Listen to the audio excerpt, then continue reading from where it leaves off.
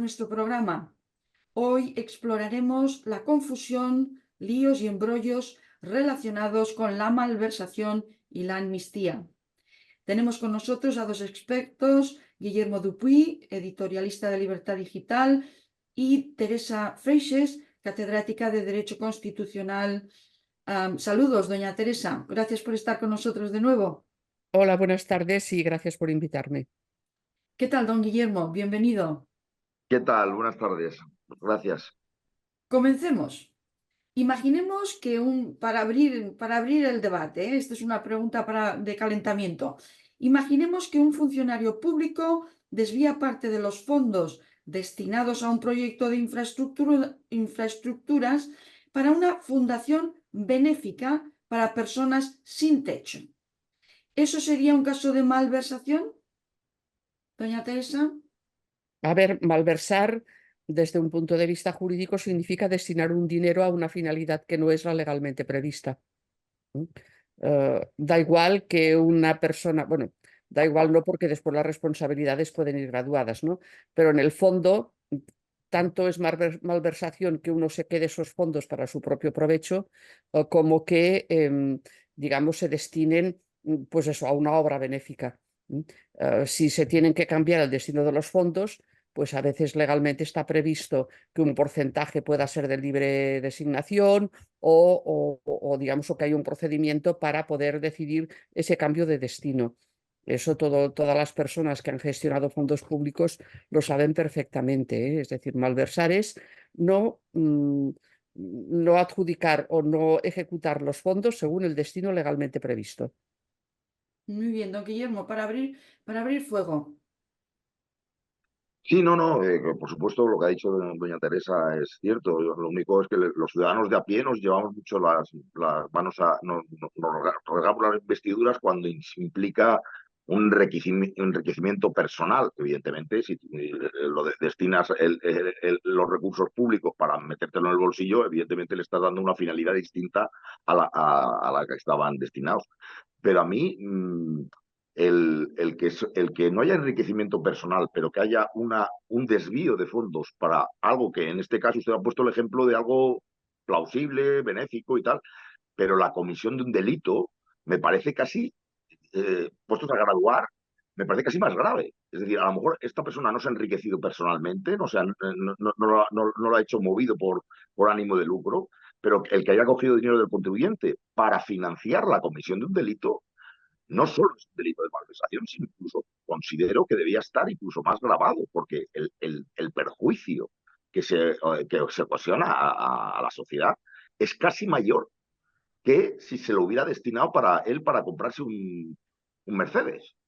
Es Bueno, decir, en la ley está graduado, porque sí, claro, está graduado, sí, y pero que los me llama la jueces atención también lo mucha tienen que gente. graduar, Es, porque exactamente, depende está pues graduado. de la cantidad, del tipo de fondo o del destino que se ha dado. Hay muchas Sí, pero variables a tener en que cuenta. a nivel de calle, doña Teresa, la gente le da mucha, se parece que se indigna mucho cuando es para enriquecerse Sí, sí, para el lucro propio.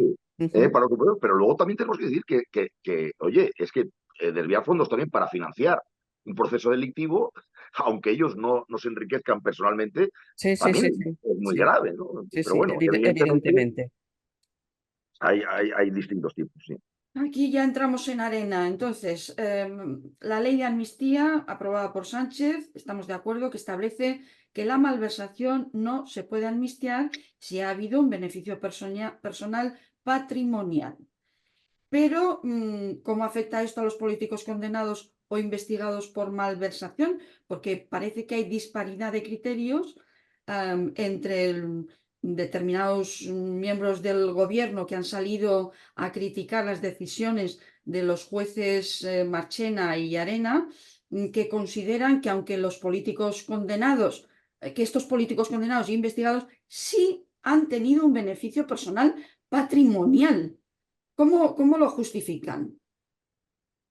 Bueno, el Tribunal Supremo ha interpretado la cláusula de la ley de amnistía en la cual no entrarían dentro de los supuestos amnistiables aquellos casos en los que el destino de los fondos presuntamente malversados no hubiera constituido un incremento patrimonial en las personas que han cometido pues, ese desvío de fondos.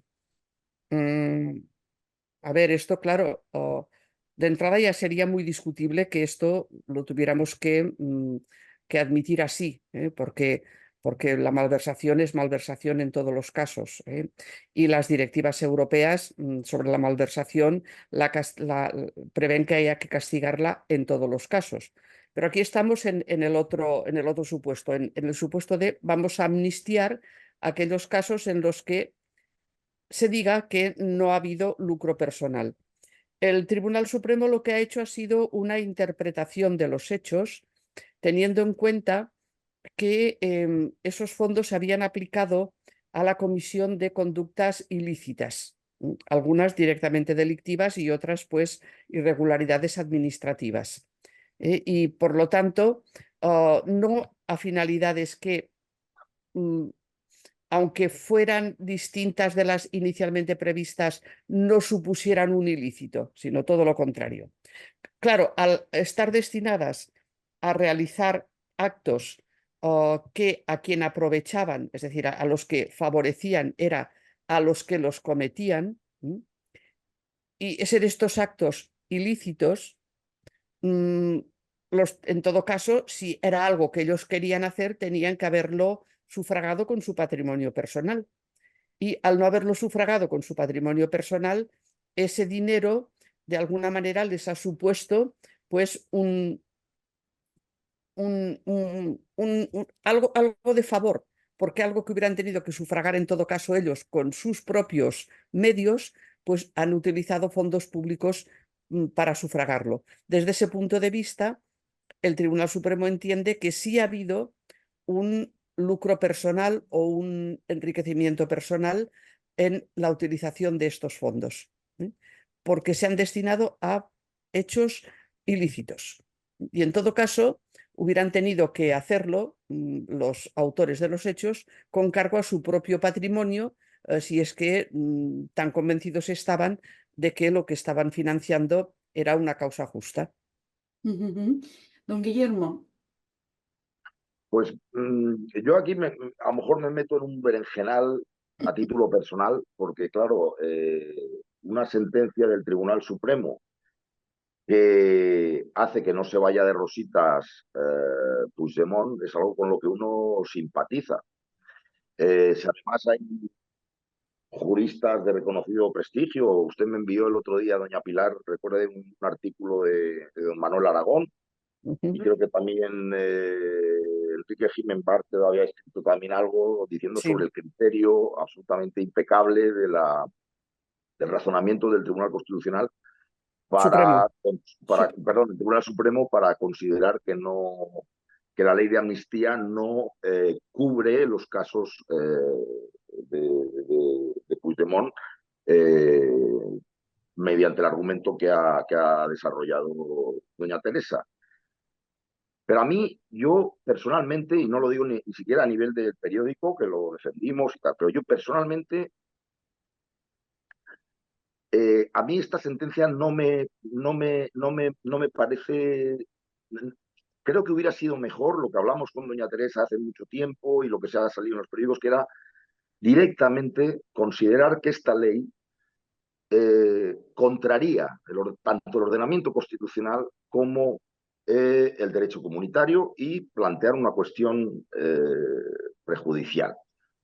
¿Qué hace el Supremo para aplicar la ley de amnistía, para no cuestionar la ley de amnistía, pero sin embargo no exonerar de responsabilidad penal a Puigdemont? Pues el argumento a mí me evoca lo que los economistas llaman el coste de oportunidad. Es decir, muchas veces el beneficio de una acción o el coste de una acción no solo es directamente lo que tú haces, sino el beneficio que tú puedes recibir en el caso de que hubieras hecho algo alternativo.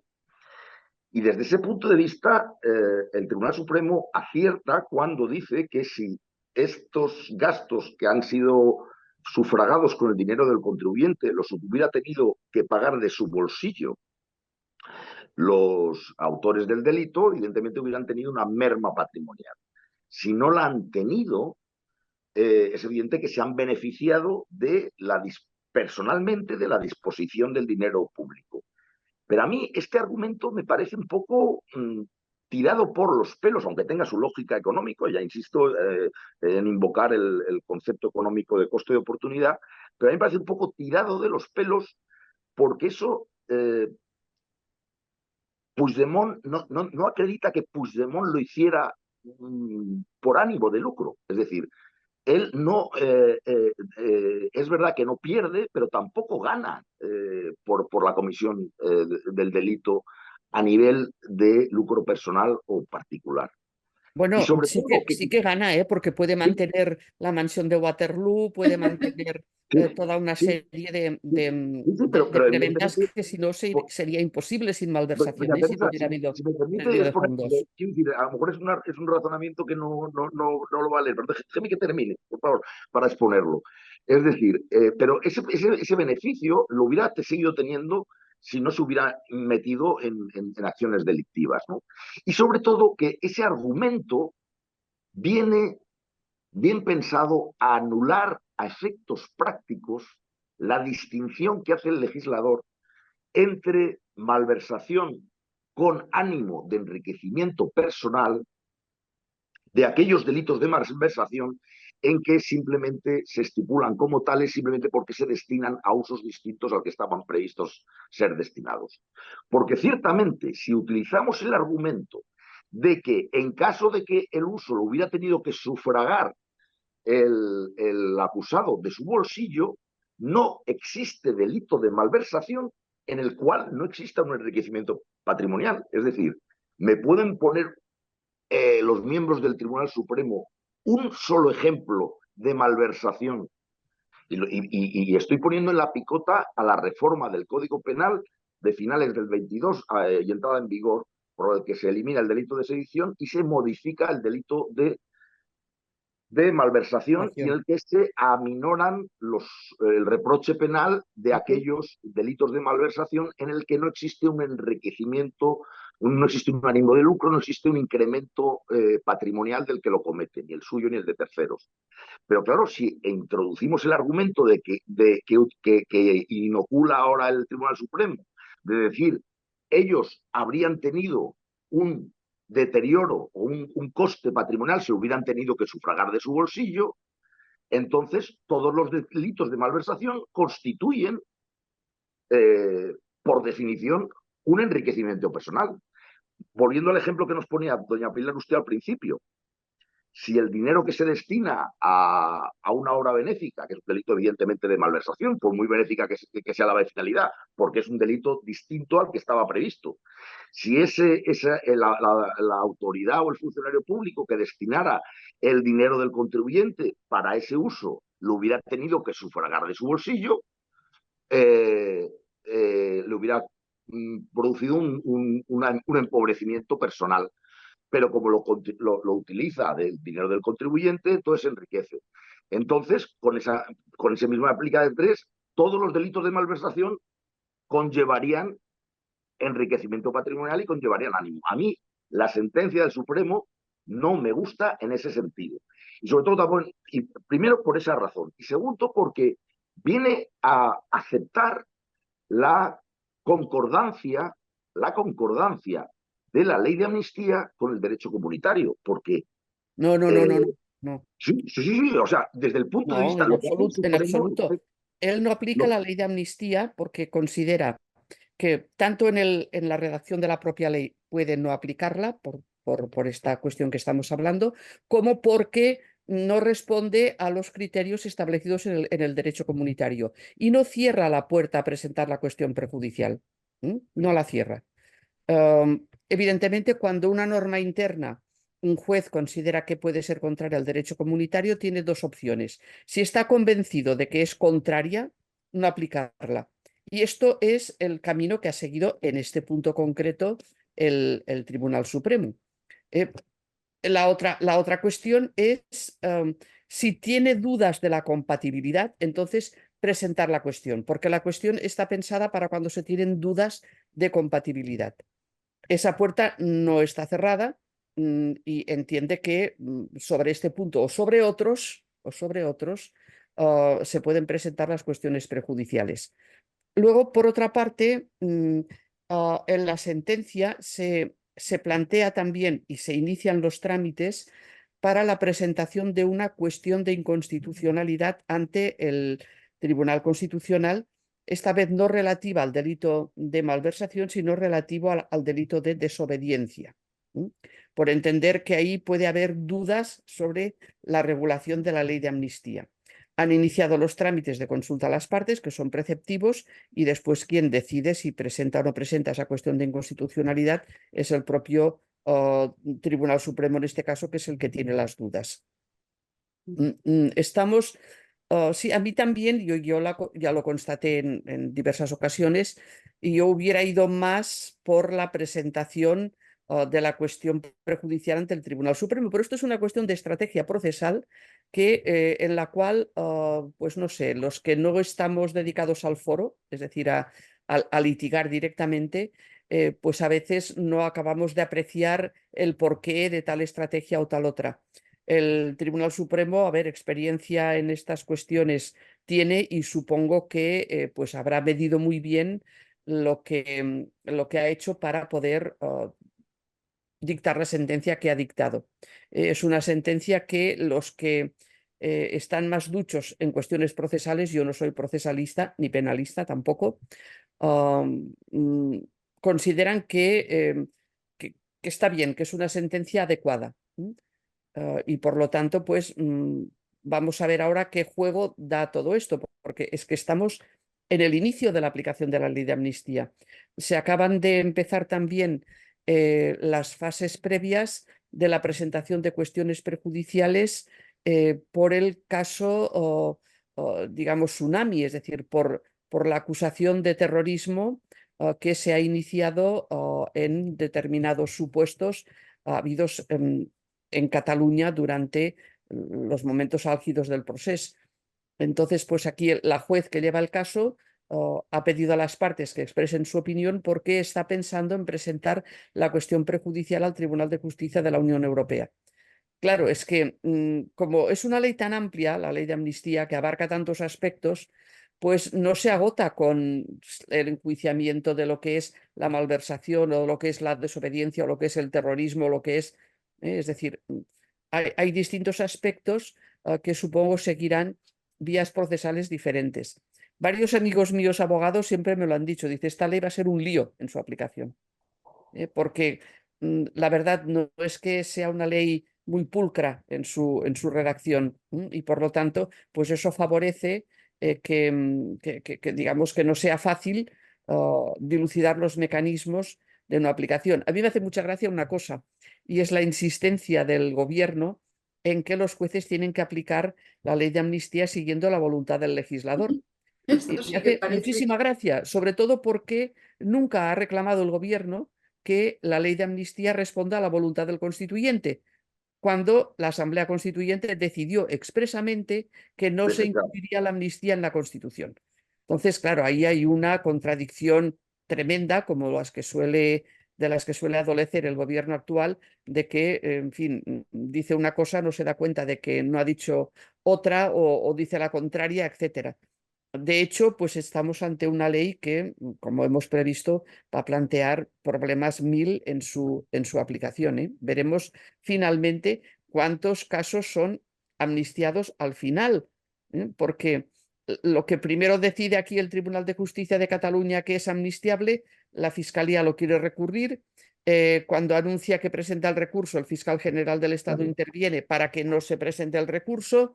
Vamos a ver si esas sentencias se quedan firmes o no, porque a lo mejor resulta que no quedan firmes, porque la Fiscalía puede no recurrir, pero las partes sí, las otras partes implicadas sí. Hay otras partes personadas, ¿no?, que también van a intervenir en todo este tipo de cosas. Y claro, la verdad, esto demuestra que es una ley, digamos, cuyo sentido último no es lo que nos decían de favorecer la convivencia en Cataluña. Es una ley que pretende buscar todos los resquicios para amnistiar lo que no es amnistiable. Y ahí es donde tenemos pues toda esta serie de conflictos de interpretación. Don Guillermo, sobre la voluntad del legislador, ¿qué opina usted sobre esta cuestión cuando han estado los condenados por delitos de malversación, de desobediencia, etcétera, ahora de terrorismo inclusive también, negociando con el gobierno para imponer su voluntad? ¿No es la voluntad del legislador, como dice doña Teresa, la que prevalece si es en el espíritu de la Constitución? No consta la amnistía. Entonces, esa era la voluntad del legislador, pero también es la voluntad del legislador en la actualidad, en las negociaciones con los condenados por estas cuestiones, han estado imponiendo su voluntad al legislador. Luego, ¿qué voluntad del legislador vienen a reclamar? ¿Qué opina usted? Bueno, yo insistiendo, que usted me llama experto, yo no soy ningún experto, yo soy un simple aficionado, un ciudadano de a pie, y no es que no es que sea, no soy un experto en estrategias procesales, no, sencillamente no soy un experto en derecho. Pero vamos, como ciudadano que se interesa por las cosas, pues yo entiendo que en un Estado de Derecho la función de interpretar y aplicar la ley corresponde en exclusiva a los tribunales. Entonces, el legislador es el que hace las leyes, pero el que las tiene luego, llegado el caso que aplicar, eh, son los tribunales. Entonces, no tengo nada más que añadir. Yo lo que sí que me parece interesante es lo que ha apuntado doña Teresa, aunque yo entendía también que una estrategia procesal, que es la de decir, es que esta ley ya no entro en si es o no contraria al derecho comunitario. Es que sencillamente no protege a Puigdemont en los casos de malversación, en tanto que Puigdemont ha tenido un enriquecimiento o se ha visto beneficiado de no tener que pagar de su bolsillo la comisión del delito. Eso no quita para que, llegado el caso de que el Tribunal Constitucional entendiera que eso no es así, entonces sí que yo entendía que el Tribunal Supremo podría presentar un recurso de una cuestión de prejudicial, porque entender que esa interpretación que hace el Constitucional, contraria a la que él le ha dado, porque aunque parezca asombroso, en esta misma semana es que hemos tenido otra noticia que es importante, y es ver al Tribunal Constitucional como apuntaba antes de la grabación doña Teresa, como una especie de tribunal de casación del Supremo del Supremo. Es decir, entonces, si el Constitucional interpreta, digo yo, que el Tribunal Supremo ha hecho una aplicación indebida de la ley de amnistía, diciendo que sí, que en ese caso también cubre a Puigdemont porque no se ha visto enriquecido, entonces el Tribunal Supremo, en llegado ese caso, sí que podría presentar una cuestión prejudicial. Pero ahora, escuchando a doña Teresa, y si no la he entendido mal, creo que esa posibilidad de recurrir a la cuestión prejudicial ante el Tribunal de Justicia Europeo no hay que esperar a que se pronuncie el Constitucional, o sea que se puede, si no la he entendido mal, paralelamente. Sí, sí. Ahora, que eso entonces, pues mejor todavía, porque entonces no. Porque claro, a mí lo que me molesta es que. Eh, vamos a ver, doña Pilar, acuérdese que cuando se elabora en un primer momento la ley de amnistía y se presenta en el Congreso de los Diputados, el partido de Puigdemont es uno de los que vota en contra, porque quiere cerrar precisamente los casos, quiere también estar a salvo en los casos de malversación y en los casos de terrorismo, ¿no? Y de traición por el tema de las conexiones con Rusia y tal. Eso Entonces, es. exactamente. Entonces, el legislador lo vuelve a elaborar, pero claro, al volverlo a elaborar y decir que la malversación está cubierta por la ley de la amnistía siempre y cuando no haya un enriquecimiento personal, es evidente, y eso lo tenemos que admitir, que en el ánimo del legislador era evidente que querían cubrir, proteger a A ver, Puigdemont. esto es esto es Eso una no se puede discutir. autoamnistía en el fondo. En el fondo es Es una una autoamnistía. autoamnistía, ¿Sí? exactamente, porque es que Porque eso, las personas amnistiables han participado En la directamente elaboración. en la elaboración de la norma. Esto es algo que ya la Comisión de Venecia lo advirtió. No puede haber autoamnistías. Eso también, por ejemplo, el Tribunal Constitucional de Alemania, que también trató temas de amnistías por motivos muy diferentes, evidentemente, insistió mucho en ello, que las amnistías no podían ser amnistías para favorecer a personas concretas, eso serían autoamnistías, sino que tenían que responder a un interés general, demostrable. Es decir, había que argumentar en qué el interés general se veía favorecido por una amnistía concreta. Esto no se ha hecho aquí en nuestro caso. Es una autoamnistía. Tengo colegas, por ejemplo, Agustín Ruiz Robledo, que lo razona perfectamente por qué estamos ante una autoamnistía que no cabe en derecho. Porque, vamos a ver, Usted ¿cómo haberla puede ser? recurrido directamente. Entonces, Claro, ¿cómo yo puede ser que los directamente. destinatarios de la norma, en este caso, intervengan de esa manera tan decisiva en su elaboración? Porque, ojo, no debemos confundir esto con la consulta a sectores interesados que muchas leyes prevén en su elaboración. Y se hace una consulta pues a la OCU, se hace una consulta a determinadas organizaciones, etcétera. No, aquí las personas directamente afectadas son las que intervienen en la negociación de la ley de amnistía. Y esto hay que insistir en ello porque es una cosa perversa en el mundo del derecho, que haya esta intervención tan directa y esta intervención tan comprobable, porque es que era tan comprobable que efectivamente prácticamente dictaban cuál tenía que ser la redacción de la ley. Y eso fue cambiando sucesivamente en la adopción del proyecto, perdón, de la proposición de ley de amnistía. Y choca directamente con cualquier tipo de criterio, digamos, de ética política en la elaboración de una norma. Y además también hay que tener en cuenta que esta ley de amnistía mm,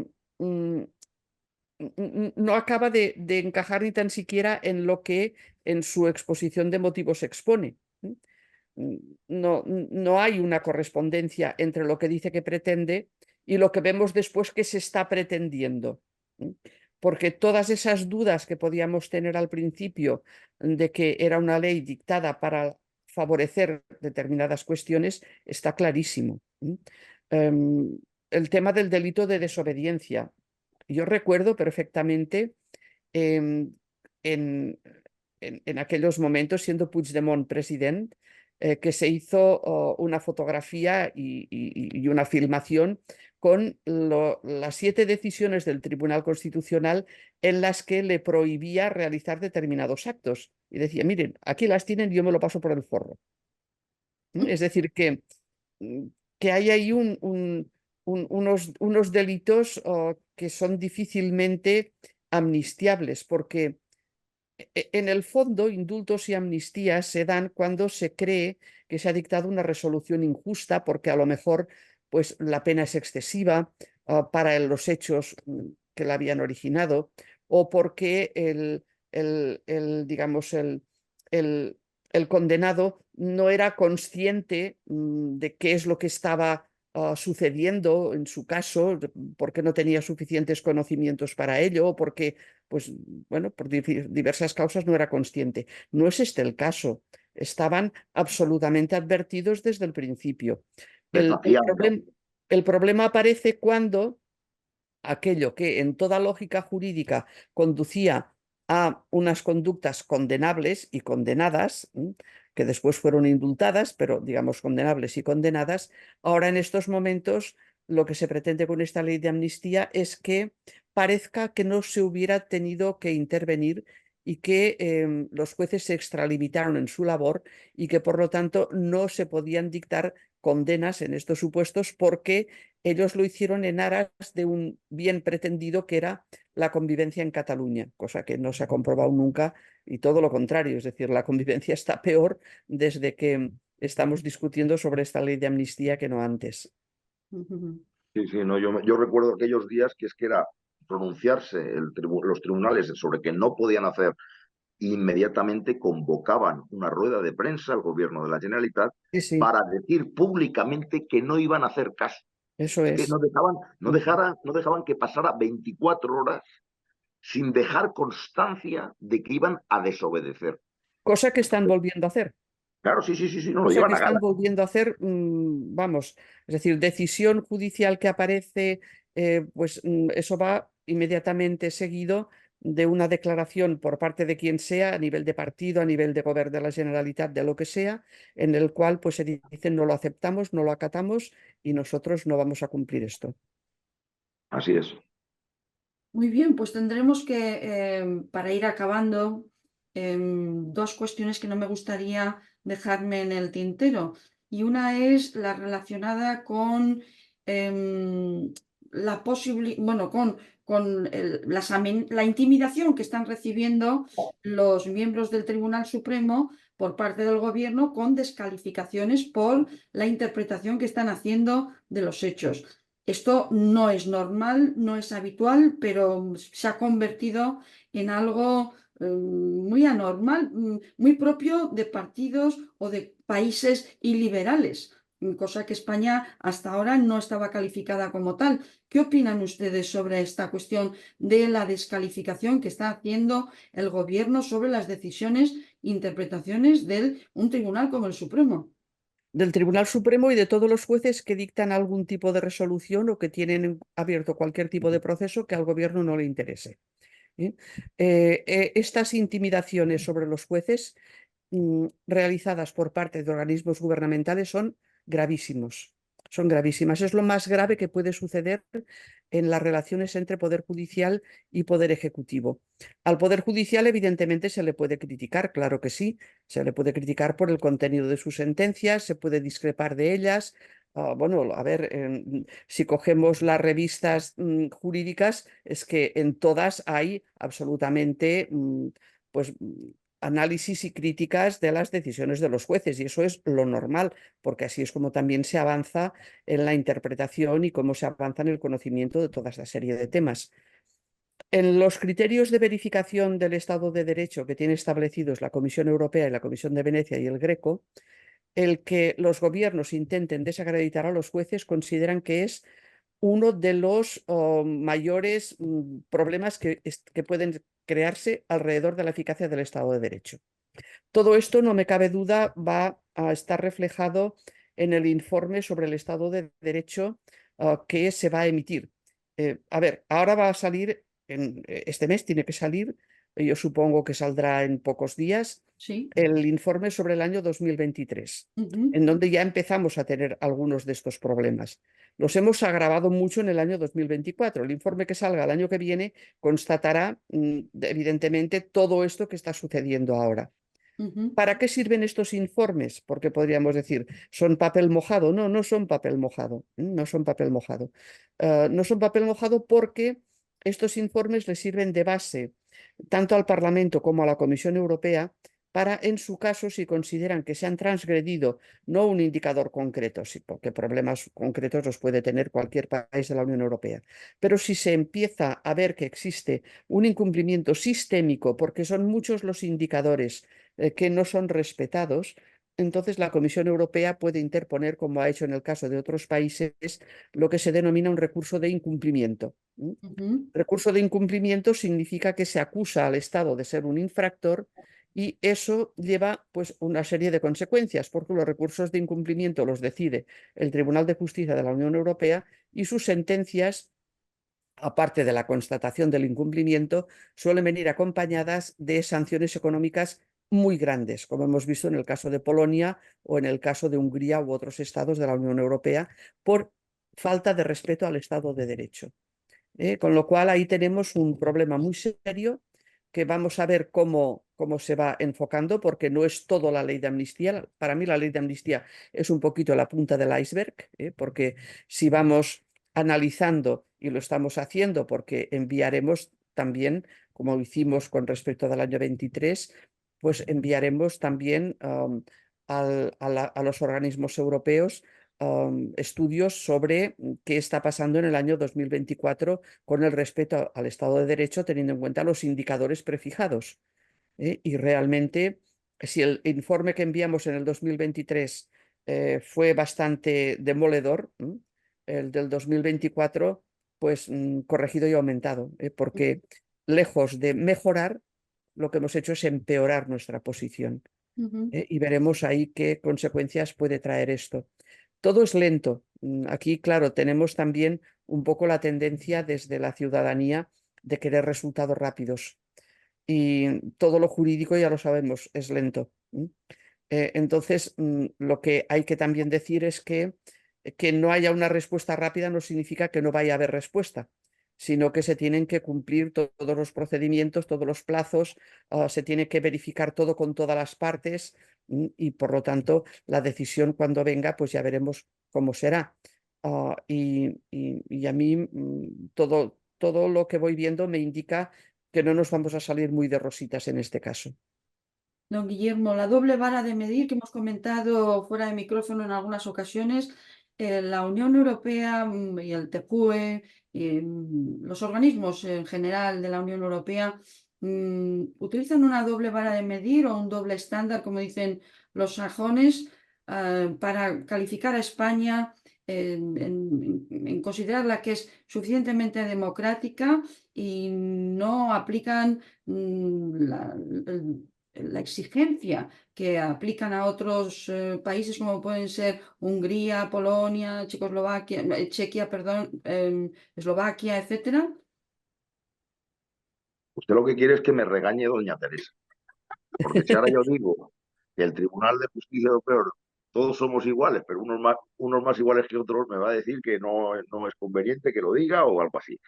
Pero, pues, evidentemente los ciudadanos que no somos expertos de pie, pues pensamos que a Polonia pues tienen un rigor mayor que el que quepa esperar con ¿Sabe España. cuántos años hace que Polonia lleva denuncias ante la Comisión Europea? También un Claro, poco en lo que decía hemos doña llegado Teresa, tarde nosotros. hay que dar tiempo al tiempo. Es decir, Claro, es cierto que por ahora no parece que hay, pero es verdad que nuestro caso es más reciente que el de Polonia. eso Entonces, es. vamos a dar tiempo a tiempo Sí, antes de acusar al sí. Tribunal de Justicia Europeo de utilizar una doble vara de medir, vamos a darle un poquito al tiempo. Que no se preocupe, doña Pilar, que yo soy el primero en decir que hay doble vara de medir si efectivamente la hay. ¿No? Pero hay que dar, en eso tiene doña Teresa toda la razón de que hay que dar tiempo al tiempo y dejarle al tribunal que se pronuncie. Pero ese riesgo también, ya ahora fuera del rigor jurídico, es evidente. Es decir, vamos a ver, eh, la comunidad, y ahora me salgo del tema jurídico y establezco otro tipo de normativa.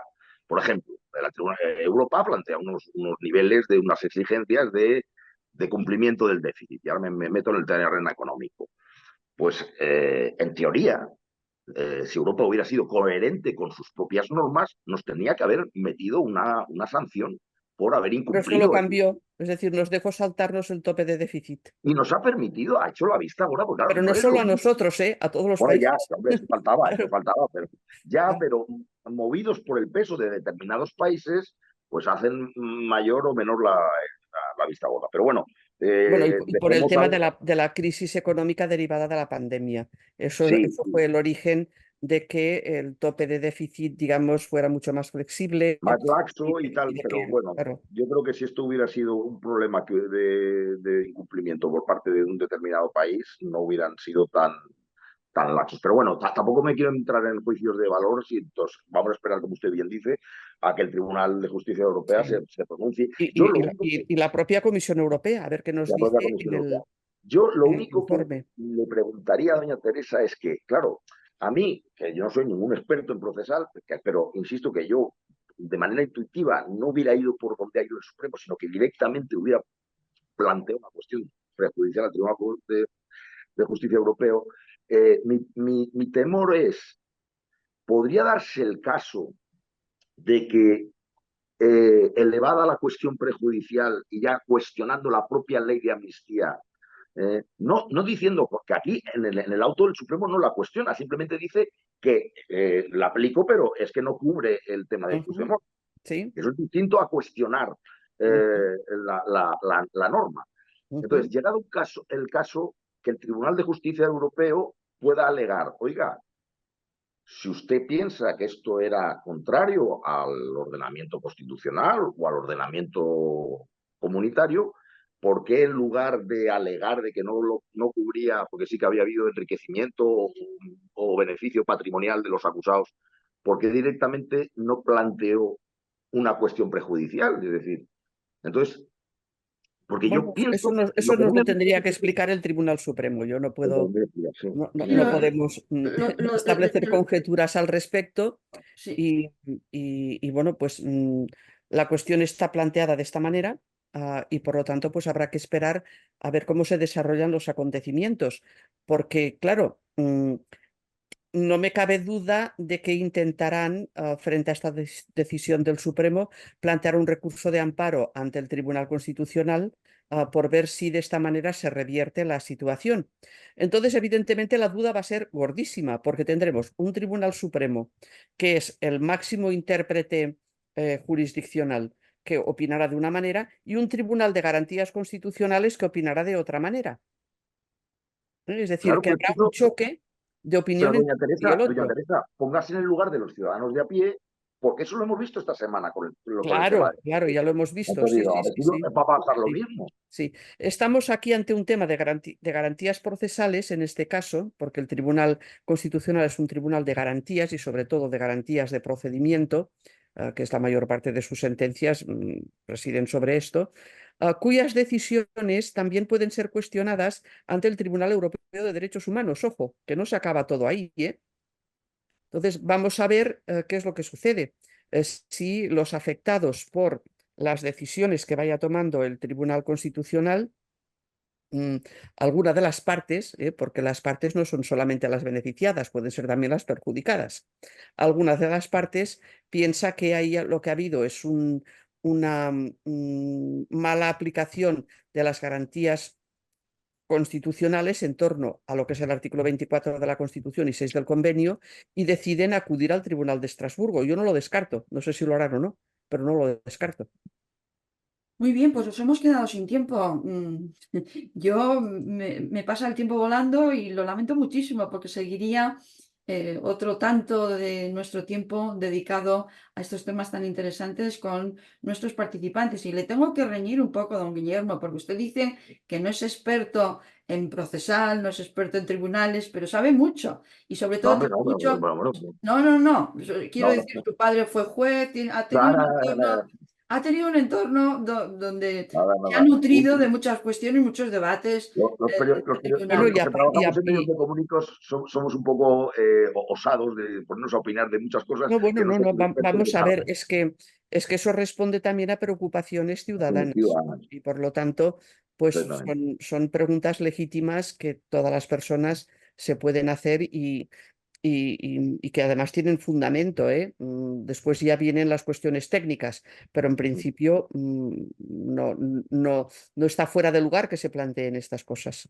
y sobre todo alguien como don Guillermo que tiene un olfato político debido a su quehacer como responsable de opinión en Libertad Digital y bueno, o por lo menos, Doña Pilar, yo simplemente le felicito por el lujazo de poder consultar a doña Teresa Freites. En desde menos de una luego, semana la hemos tenido 2 veces, ¿eh? O sí, sea sí, que eso sí sí. que es un lujazo. Ha sido muy generosa con nosotros y espero que no nos deje de la mano, porque como ella dice, necesitamos grandes divulgadores como ellos y gran capacidad de comunicación para resolver y dar respuesta a esas dudas legítimas que puede tener el ciudadano de a pie que no es experto en leyes. ¿Eh? Doña Teresa, el último minuto. Una Sí, sí, cosita sí. a añadir, porque acabo de introducir la referencia al Tribunal de Derechos Humanos. Sí, Y en relación con lo que usted ha planteado antes también, de que, digamos, no hace falta esperar a ver el recorrido ante el Tribunal Constitucional de la Ley de Amnistía para poder plantear la cuestión prejudicial. Aclarar una cuestión. Para poder plantear la cuestión prejudicial no hay que agotar los recursos internos, se puede interponer en cualquier momento, pero para poder acudir al Tribunal de Derechos Humanos en Estrasburgo, primero hay que agotar toda la vía posible de recursos judiciales a nivel interno. Es ujú. decir, son dos órganos totalmente diferentes, con procedimientos muy distintos y finalidades también diferentes. No quería que pudiera haber confusión al respecto, porque a lo mejor alguien se extraña a decir, bueno, ¿y cómo se puede ir a Luxemburgo sin haber tenido primero sentencia del Tribunal Constitucional? ¿Y qué Ahí pasa con está. Estrasburgo? En Estrasburgo la necesitamos primero, para acudir a Luxemburgo no. Ujú. Pues aclarado este tema, que nuestra audiencia, nuestros amigos de Es Radio la escucharán con mucha atención. Gracias a nuestros invitados por aclarar estas cuestiones complejas.